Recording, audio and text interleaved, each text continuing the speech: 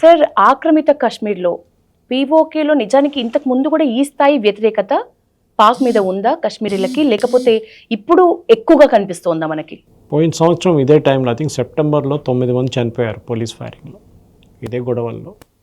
ఈసారి అక్కడ జరుగుతున్న గొడవ, అక్కడ తినడానికి తిండి లేదు వాళ్ళకి, ఇంకోటి కరెంటు ఛార్జీలు, రెండు బేసిక్లీ ఆట లేదన్నమాట. పాకిస్తాన్ ఎక్కడ లేదు యాక్చువల్. దానితో మీద వరల్డ్ బ్యాంక్ పెట్టిన రెస్ట్రిక్షన్తో IMF వాళ్ళు లోన్ ఇస్తున్నారు పాకిస్తాన్కి. ఆ లోన్ కోసం కట్టడానికి వాళ్ళు ఇన్సిస్ట్ చేసిందంటే అక్కడున్న కరెంట్ ఛార్జీలు పెంచాలని చెప్పారు. పాకిస్తాన్ అన్ని చోట్ల పెంచారు, ప్రొటెస్ట్ అన్ని చోట్ల ఉండే.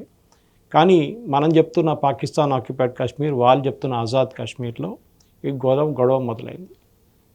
దాంతో అక్కడ జాయింట్ యాక్షన్ కమిటీ అనే ఒక కమిటీ ఉంది. వాళ్ళకు పిలిపిచ్చారు బంద్ కోసం, ప్రొటెస్ట్ కోసం. ఆ ప్రొటెస్ట్ తీసుకున్నప్పుడు ఒక వాళ్ళ లీడర్ చనిపోయినప్పుడు, ఆ ప్రొటెస్ట్ తీసినప్పుడు పోలీస్ ఫైరింగ్ చేస్తే 13 మంది చనిపోయారు. ఇది పాకిస్తాన్ ఆక్యుపైడ్ కాశ్మీర్లో దీనికన్నా ముందు ఇంత పెద్ద స్థాయిలో ఎప్పుడు ప్రొటెస్ట్ జరగలేదు, ఫస్ట్ టైం జరుగుతుంది. అక్కడ ఇంకో రీజన్ ఏంటంటే, అక్కడ 13 సీట్లు రిజర్వ్డ్ కేటగిరీలో పెట్టారు వాళ్ళు. ఈ 13 సీట్ నుంచి ఎలక్షన్కి పోటీ చేసినప్పుడు యూజువల్లీ పంజాబ్ నుంచి, అంటే పాకిస్తాన్ పంజాబ్ నుంచి ఎవరు పరిపాలిస్తున్నారో వాళ్ళకి దాంట్లో 9 సీట్లు వస్తుంది ఎప్పుడు.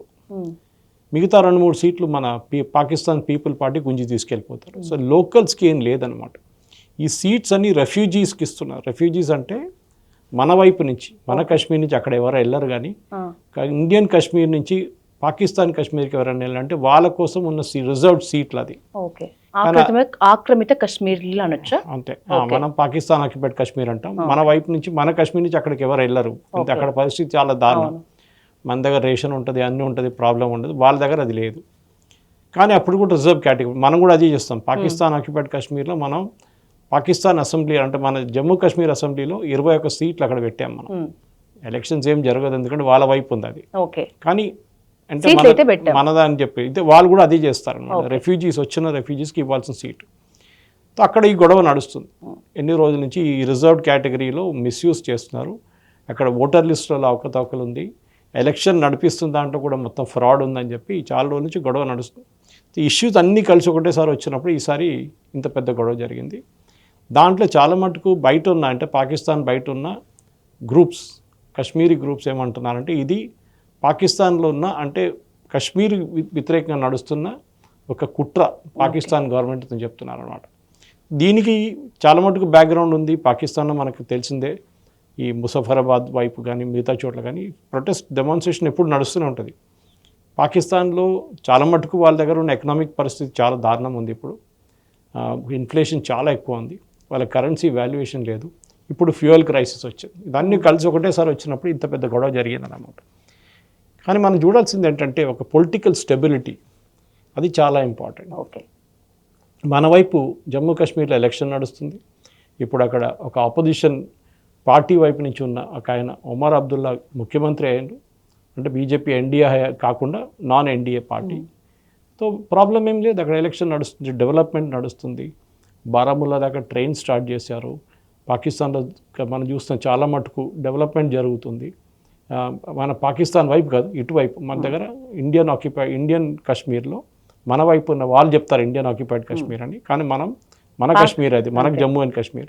డెవలప్మెంట్ చూడండి అక్కడ చాలా మటుకు. ఈవెన్ లదాఖ్ వైపు ఉన్న డెవలప్మెంట్ చూడండి. ఇది చూసుకుంటే మనకు తెలిసిపోతుంది పాకిస్తాన్లో ఏం లేదు, ఇక్కడ జరుగుతుంది. సో అక్కడున్న ప్రజలు కూడా పాసిబిలీ కోపం వస్తుందేమో.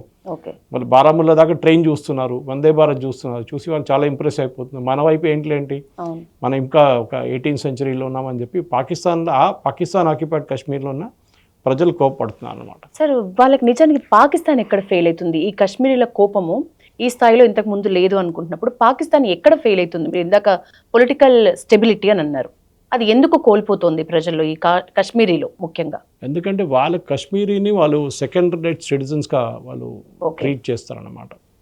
అది పాకిస్తాన్లో చాలా చోట్ల ఉంది. వాళ్ళకి పంజాబీ పాకిస్తానీస్ మెయిన్ అనమాట. సింధీస్ని పట్టించుకోరు వాళ్ళు. ఇటువైపు పాకిస్తాన్ ఆక్యుపైడ్ కాశ్మీర్లో అక్కడున్న కాశ్మీరీలను కూడా వాళ్ళు పట్టించుకోరు. సో వాళ్ళకి ఏంటంటే ఓన్లీ ఎలీట్ అంటే వాళ్ళు దాంట్లో అంటారు, అదంతా పాకిస్తాన్ పంజాబ్లో ఉంటుంది.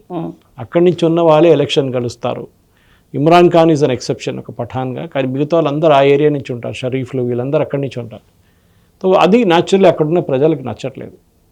మేము ఇంత దూరం ఉన్నా అని చెప్పి మమ్మల్ని పట్టించుకోవట్లేదు మీరు, మాకు కావాల్సిన డెవలప్మెంట్ జరగట్లేదు, మాకు తిండి లేదు, మాకు ఎలక్ట్రిసిటీ ఇచ్చే రేట్లు ఇంత పెంచారు, మేము ఎట్లా బతకాలని అడుగుతున్నారు వాళ్ళు. జీతం ఉంది, అది లేదు, ఉద్యోగాలు లేవు, ఏం లేవు. సో ఇప్పుడు కాదు, చాలా సంవత్సరాల నుంచి అవగాహన నడుస్తుంది అక్కడ. కానీ ఇది ప్రాబ్లం. ఇది బేసిక్లీ కశ్మీరీస్ అంటే మాట్లాడడానికి పాకిస్తాన్ పొలిటీషియన్స్ యూఎన్లో కానీ మిగతా బాడీస్ వెళ్ళి చాలా మాట్లాడతారు కశ్మీర్ల కోసం.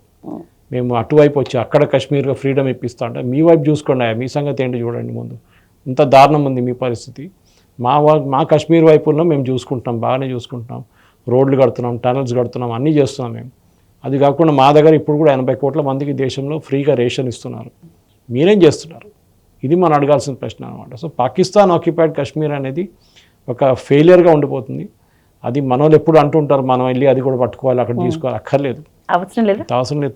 వాళ్ళు ఆల్రెడీ మనకు అక్కడి నుంచి టెర్రరిస్ట్ను మనం తెప్పించుకుంటాం మన దేశానికి. ఎందుకు వాళ్ళు చెప్పడానికి అంత బాగుంటుంది, మనం వెళ్ళి తీసుకోవాలి కూడా, వాళ్ళు ఎవ్వరు మీకు ఒక ఇంచు కూడా భూమి ఇవ్వరు. మీరు మళ్ళీ కొట్లాడి దాంట్లో చాలా మంచి చనిపోతే ఎందుకు లేని పని టెన్షన్.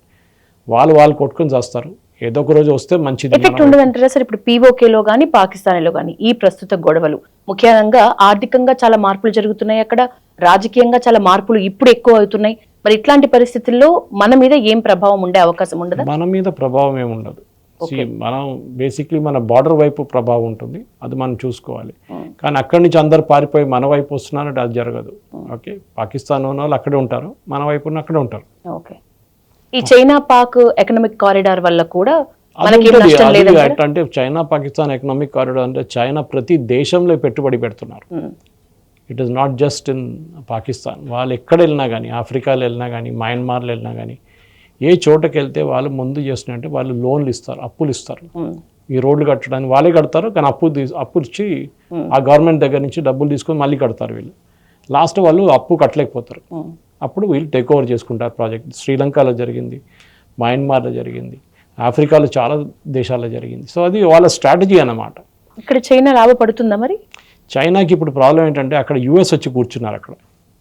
ఇప్పుడు వాళ్ళు ఎస్పెషల్లీ ప్రెసిడెంట్ ట్రంప్ వచ్చిన తర్వాత అక్కడ రేర్ ఎర్త్స్ కోసం అసీం మునీర్తో నాకు సంతకం పెట్టుకొని, మీరు చూసుంటారు, వాళ్ళు వాషింగ్టన్ పిలిపించి వాళ్ళతో నాకు అగ్రిమెంట్ సైన్ చేశారు. అమెరికాకి రేర్ ఎర్త్స్ కావాలి. దాంతోపాటు Chinese technicians, Chinese engineers, Chinese workers పనిచేస్తున్న ప్రాజెక్టుల మీద ఈ బలూచిస్తాన్ వాళ్ళు దాడి చేస్తున్నారు. చాలామంది ఇంజనీర్లు చనిపోయారు, చాలామంది వర్కర్స్ చనిపోయారు. దాని తర్వాత చైనా అన్నారు, మీరు ఐదర్ సెక్యూరిటీ సిచ్యువేషన్ ఇంప్రూవ్ చేయకుండా లేకుండా వెళ్ళిపోతాం మేము ఇక్కడ నుంచి. వాళ్ళందరూ ఈ రోడ్ ప్రాజెక్ట్ మీద పనిచేస్తున్నారు అనమాట. సో బహుశా చైనా ఇన్ఫ్లుయెన్స్ ఉందంటే ఉంటుంది. వాళ్ళకి గోడా పోర్ట్ ఉంది కదా వాళ్ళది, ఆ పోర్ట్ పాకిస్తాన్ మొత్తం వాళ్ళకి అప్పగించేశారు. సో చైనాని నడిపిస్తున్నారు. అందుకే చైనాకి వెస్ట్ ఏషియా నుంచి వచ్చే ప్రోడక్ట్స్, ఫర్ ఎగ్జాంపుల్ ఆయిల్ ఉందనుకోండి, ఇప్పుడైతే ఆగిపోయిందని, లేకుంటే ఇనిషియల్లీ వాళ్ళు ఇరాన్ ఆయిల్ తీసుకొచ్చి గోడార్ పోర్ట్ తీసుకొచ్చి అక్కడి నుంచి బై రోడ్ తీసుకెళ్తారు చైనాకి త్రూ టిబెట్. అది చాలా డిస్టెన్స్ సేవ్ అవుతుంది, ఎందుకంటే వాళ్ళు మొత్తం తిరిగి వెళ్ళాలి. లేకుంటే అంటే అరేబియన్ సీ నుంచి వెళ్ళి, ఇండియన్ ఓషన్ నుంచి వెళ్ళి, మలక్కా స్ట్రేట్ నుంచి వెళ్ళి మళ్ళీ వాళ్ళు చైనాకి వెళ్ళాల్సి చాలా లాంగ్ డిస్టెన్స్ సీలో. ఇది మీరు డైరెక్ట్గా తీసుకెళ్ళచ్చు. వాళ్ళ పైప్ లైన్ కూడా ప్లాన్ చేస్తున్నారు. ఒకటి గోడార్ పోర్ట్ నుంచి డైరెక్ట్ చైనాకి, టిబెట్ నుంచి ఒక పైప్ లైన్ ప్లాన్ చేస్తున్నారు. అది బహుశా కొంచెం టైం పట్టవచ్చు. కానీ ఇప్పుడున్న ఈ మిడిల్ ఈస్ట్ కారిడోర్కి, మనం వేస్తున్న మిడిల్ ఈస్ట్ కారిడోర్ ఇంకోటి ఉంది. దాంతోపాటు ఇది చైనా కాంపిటీషన్ కోసం వాళ్ళ వైపు నుంచి వాళ్ళు అంటారు ఇప్పుడు road and belt road initiative, అదొకటి ఉంటుంది వాళ్ళ దగ్గర. కానీ చైనా ఇన్ఫ్లుయెన్స్ ఇప్పుడు పాకిస్తాన్లో ఉందంటే ఉంది. రాడార్ కానీ, వాళ్ళ దగ్గర మిసైల్ సిస్టమ్స్ కానీ చాలా మటుకు చైనా సప్లై చేశారు. మన యుద్ధంలో కూడా చూసాం, ఆపరేషన్ సింధూర్లో చాలా మటుకు మనం ఇచ్చిన మన వైపు వాడిన డ్రోన్లు కానివ్వండి, మిసైల్స్ కానివ్వండి, ఈవెన్ రాడార్ సిస్టమ్స్ వాళ్ళది అంతా చైనీస్ మేక్ ఉండే. ఈవెన్ చైనీస్ ఎయిర్క్రాఫ్ట్ వాడతారు, J-17, J-15 అంతా చైనీస్ ప్లేన్స్. వాళ్ళకి యుఎస్ ప్లేన్స్ ఇప్పుడు దొరకట్లేదు, ఫ్రాన్స్ నుంచి ఎవరు అమ్మరు, వాళ్ళ డబ్బులు కూడా లేవు.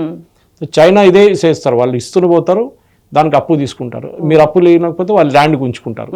ఇది హంబంబోటా పోర్ట్లో జరిగింది శ్రీలంకలో, పాకిస్తాన్ కూడా జరుగుతుంది. సో ఎటు చైనా కొంత లాభపడుతుంది ఖచ్చితంగా. చైనా ప్రతి దేశంలో చేస్తున్నారు, ఇది వాళ్ళ స్ట్రాటజీ. పాకిస్తాన్ అని కాదు, పాకిస్తాన్ ఎందుకు కావాలంటే గోడర్ పోర్ట్ కావాలి వాళ్ళకి. ఆ పోర్ట్ నుంచి వాళ్ళు డైరెక్ట్ చైనాకి వాళ్ళ పెట్రోలియం ప్రోడక్ట్స్ తీసుకెళ్ళచ్చు, అది వాళ్ళు మెయిన్గా చూస్తున్నారు.